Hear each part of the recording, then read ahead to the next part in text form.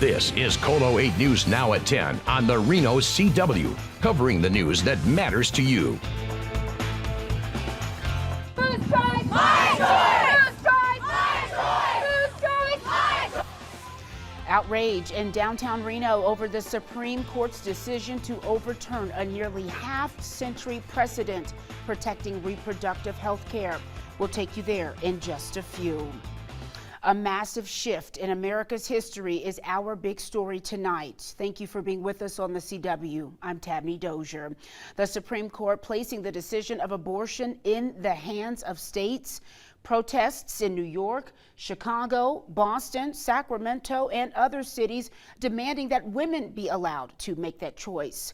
Here's Nicole Newman with reaction from the White House. Participants from the worlds of sports and entertainment competing in the 54-hole tournament.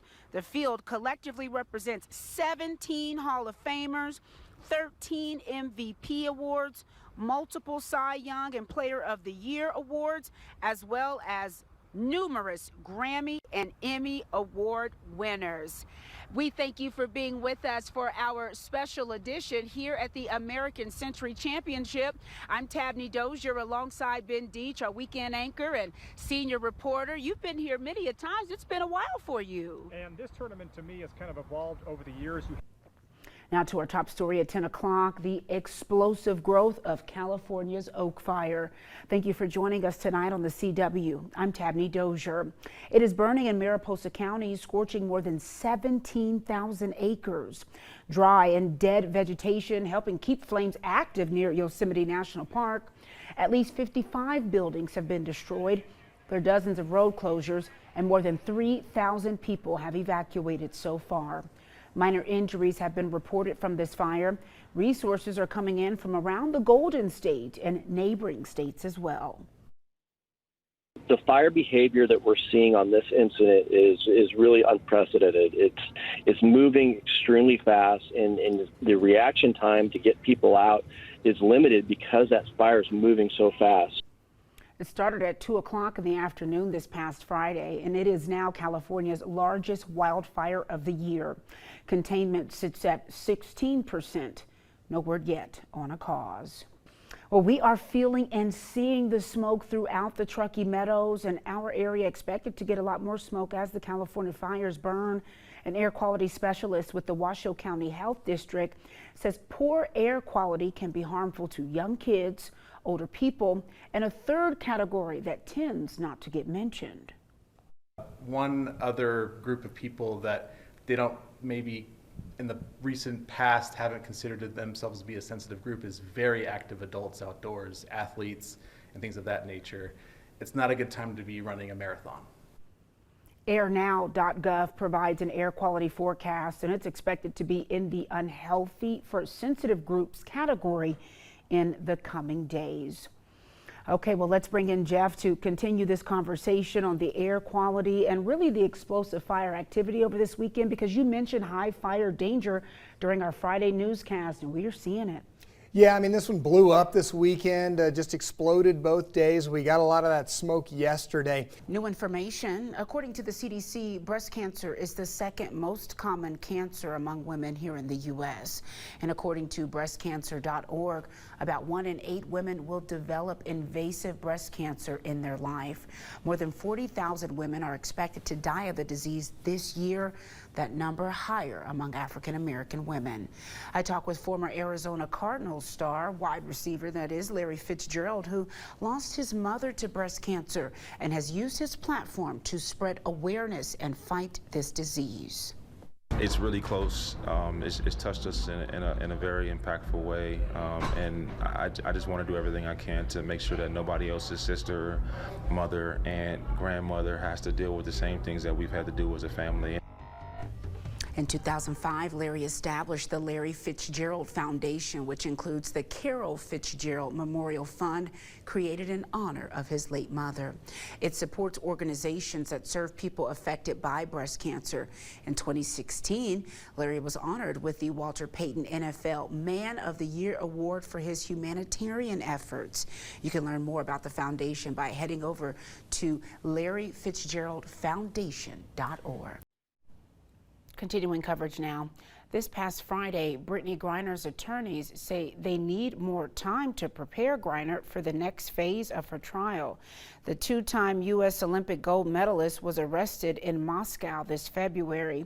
Russian officials say they found cannabis oil in her luggage and accused her of drug smuggling. She saw her general manager, her friend, and her teammate getting there for the first time in many months.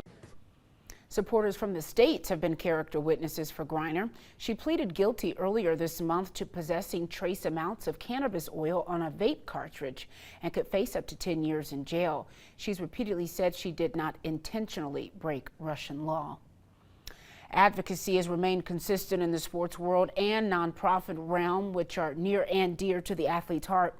While in state line, many men golfing in the American Century Championship made sure her name is lifted and that efforts don't stop to not only have her released, but remove the inequities that surround pay in the WNBA. Brittany Griner! Brittany Griner's employer and fellow players will never stop saying her name. The gold medalist was an honorary All-Star earlier this month. It's not enough just to wear a WNBA sweatshirt around and post on social media. You know, people have to start putting their money where their mouths are on these issues. What's not being discussed in great depth is why Griner was in Russia. She makes $220,000 a year as a pro athlete, so she goes overseas to supplement her income in the off-season, something her male counterparts in the NBA rarely have to do. You know, it seems like it's the responsibility of the league, but you also have to ask a question of what about the NBA Players Association? You know, are women going to be members of that? Should they be? And should men pour more of the revenues toward women's sports? I think those are important questions. WNBA is an amazing space. Obviously, you know, thoughts and prayers and continued awareness around the Brittany Griner situation. Yes.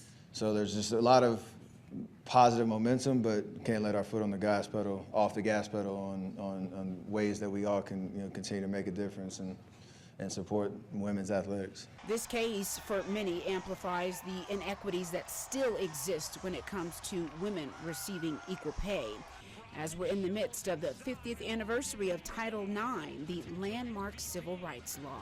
That we need to do everything in our power to be able to help her come home, to be, detained for such a, ridiculous accusation. Just makes you really appreciate the freedoms that we have here in the United States and makes you want to fight harder for people who will press the needs and the well-being of other people around the world. Former NFL wide receiver Larry Fitzgerald is a minority owner of the Phoenix Mercury, Griner's team.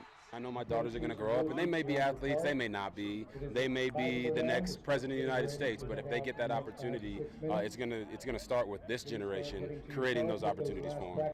There have been talks that Russian leaders may be willing to trade Ms. Griner for a Russian arms dealer nicknamed the Merchant of Death, serving a 25-year sentence in the U.S.